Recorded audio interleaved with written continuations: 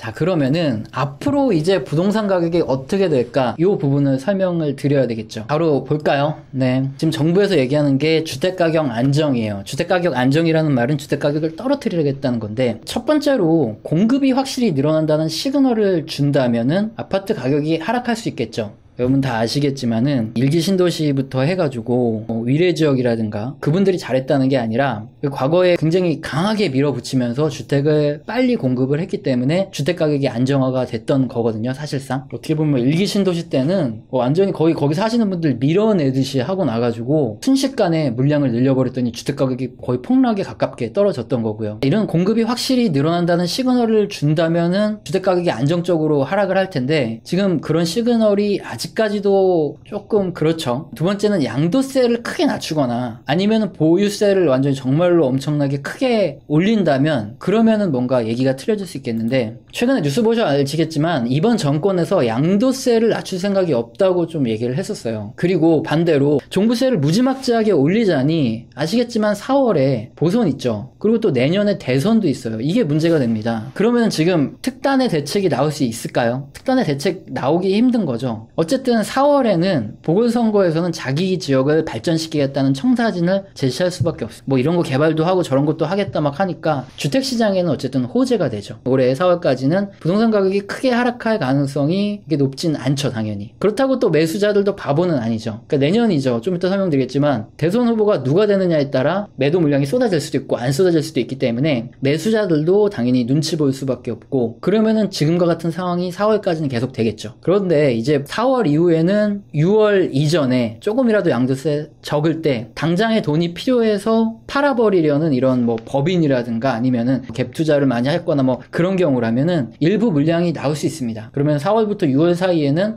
부동산 시장이 일부 조금 안정될 가능성이 있죠. 그러면은 올해 또 6월이 지나갔다. 이분들은 아예 팔 생각이 없는 분들, 그러니까 다음 정권 교체될 때까지 기다리시는 분들이 6월을 넘길 거기 때문에 그 다음에는 이제 버티기 모드가 확실해지니까 물량이 거의 안 나오겠죠. 매수하는 사람도 뭐 다음 정권까지 기다릴 테니까 당연히 거래량은 줄어들지만 어쨌든 뭐 전세 가격은 계속 올라가니까 매매 가격은 역시나 오르면서 거래량은 없는 이런 상태가 또 지속되지 않을까, 내년 대선까지 그렇게 볼 수 있습니다. 지금 대부분 전문가분들이 주택 가격이 올해까지는 상승세가 지속될 가능성이 있다. 근데 거래량이 크게 늘기는 힘들다, 이런 얘기를 많이 하시죠. 거의 중론에 가까운 것 같아요. 네, 그러면 가장 중요한 거, 내년 대선에서 누가 당선되면 부동산 정책이 어떻게 펼칠지, 이게 뭐 앞으로 부동산을 결정하는 핵심이라고 말씀을 드렸죠. 여기서부터 정치적인 문제라서 굉장히 민감합니다. 일단은 저 같은 경우에는 누가 될지는 모르겠습니다. 정치적인 얘기는 쏙 빼고 그냥 부동산 얘기만 할 거예요. 일단은 뉴스 보고 할 겁니다. 그러면은 내년에 지금 현재까지 상황에서 지지율 먼저 한번 볼게요. 여기 그림 보시면 현재까지 조사된 거 보시면은 요 세 분들 조사 결과에 따라서 엎치락 뒤치락 하신대요. 뭐 얼굴 지저분하게 했다고 괜히 또 그러면 안 되니까. 요 형님들이 이제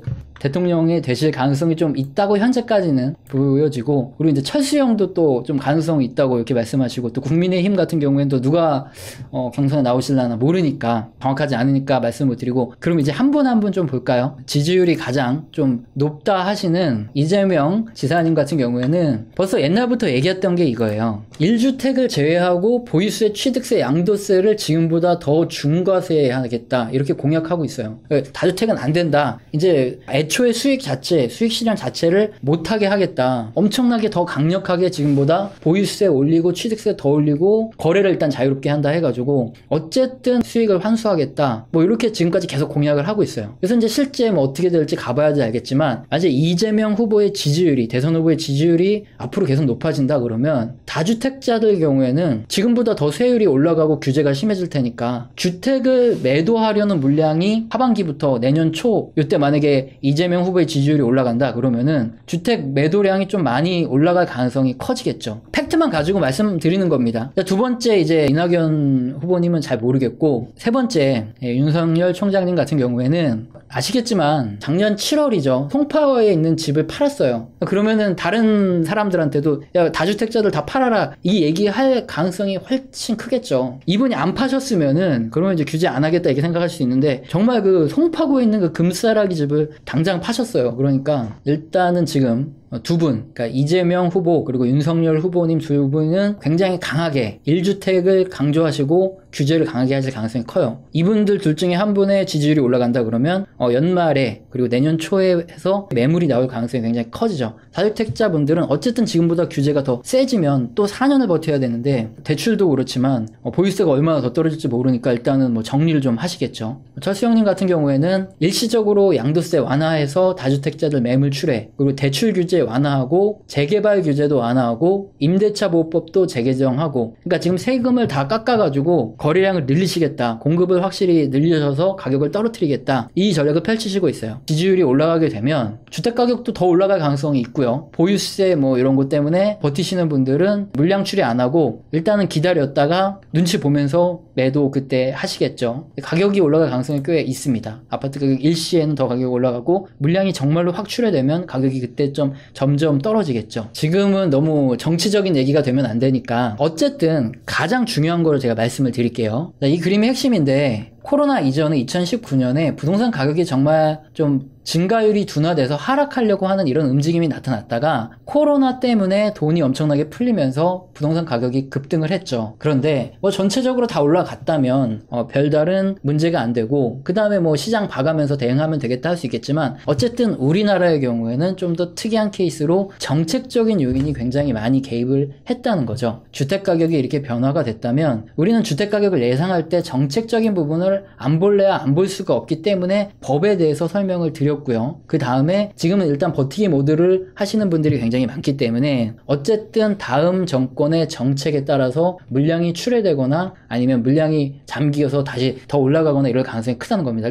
안철수 후보님이 많이 나오시면은 그러면은 주택가격은 좀 더 올라갈 가능성이 있다고 보여지고요. 나머지 이재명 후보 아니면 윤석열 후보가 이제 나오면은 그러면은 이제 부동산 가격이 좀 안정화될 그러니까 물량이 그 전에 출회될 가능성이 좀 높게 보여진다. 이게 현재까지 그냥 팩트만 보고 이제 부동산 이렇게 전망을 한다는 거죠. 제가 이렇게 부동산 전망을 해드리는 거가 법과 이 논리 같은 게 굉장히 중요한데 이런 부분은 초보자분들도 이해하기 쉽게 이렇게 설명을 좀 드렸습니다. 지금 핵심은 이겁니다. 어쨌든 부동산이라는 거는 10에서 15년 정도 사이의 사이클을 가지고 등락이 있는데 요번에 부동산으로 크게 자산 증식을 못 하셨다. 그럼 어쨌든 이거 사이클이 분명히 있습니다. 제가 이거 직접 봤던 물건이에요. 앞서서 못 들으신 분들을 위해서 다시 말씀을 드리면 2008년 9년에 19억 하던 삼성동 동일스위트 파크 요 아파트가 동일파크 스위트가 2012년 말에 9억까지 떨어져가지고 이렇게 떨어졌다가 다시 그 최근에는 30억에 거래가 되고 있다. 그러니까 이렇게 부동산 사이클이 낮아가지고 떨어질 그 시점에 어느 정도 대출 끼고 과감하게 한번 질러보시면 그러면은 부동산도 하나의 중요한 자산을 증식할 수 있는 수단이니까 사이클을 잘 타시면서 수익을 내야 되니까 우리가 지금 법이라든가 그런 정책도 공부를 하면서 부동산으로도 수익을 보자 이거죠. 오늘 준비한 내용이 있는데 여기서 내용을 더 하면 너무 피곤해질 것 같아요. 다음 라이브에서 또 열심히 또 준비를 한 내용 알려드리도록 하겠습니다. 네, 오늘 들어주시느라고 고생 많이 하셨고요. 좋은 밤 되시고 또 부동산은 제가 계속 모니터링 하면서 저희도 부동산으로도 한번 언젠가는 돈 벌 때가 있겠죠. 감사합니다.